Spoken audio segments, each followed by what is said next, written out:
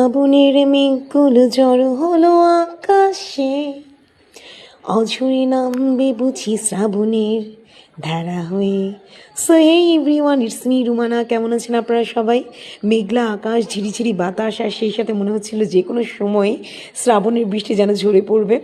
আমিও চলে গিয়েছিলাম ভাওয়াল রাজবাড়িতে। এই যে আমার সাথে অনেক পর্যটকেরাই এখানে চলে এসেছিলো। বন্ধের দিনে এখানে অনেক পর্যটকদের সমাগম ঘটে। আমার পিছনে লাল টুকটুকে শাড়ি পরে একটা মেয়ে ব্রাইডাল শ্যুট করছিল, আমিও দেখছিলাম, ভালোই লাগছিল। তো এই যে দেখুন কি সুন্দর রাজবাড়ি, ভাবতে খুব অবাক লাগে, তাই না?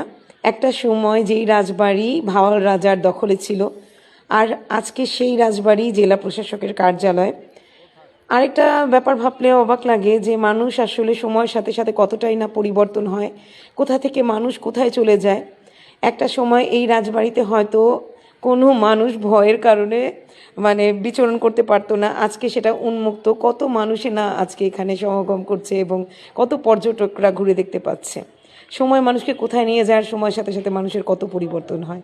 তো এই যে ভাওয়াল রাজার বাড়ির এই জায়গাটাও আমার ভীষণ পছন্দের।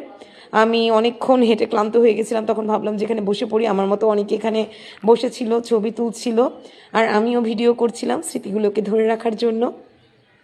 এই জায়গাটা একটা সময় এত সুন্দর ছিল। এই যে আমার পেছনে ভাস্কর্যগুলো দেখতে পাচ্ছেন, এই যে হাতির সুন্দর একটা ভাস্কর্য, সেই সাথে ভাওয়াল রাজা বাঘ মেরেছিল সেরকমও একটা সুন্দর ভাস্কর্য ছিল।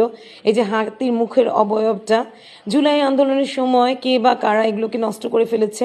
আমার মনে হয় যে আন্দোলন হোক আর যাই হোক, কিন্তু এইভাবে দেশের সম্পদ বা সুন্দর স্থাপত্যগুলো এইভাবে নষ্ট করা কখনোই উচিত না। সবাই ভালো থাকবেন। আল্লাহ হাফেজ।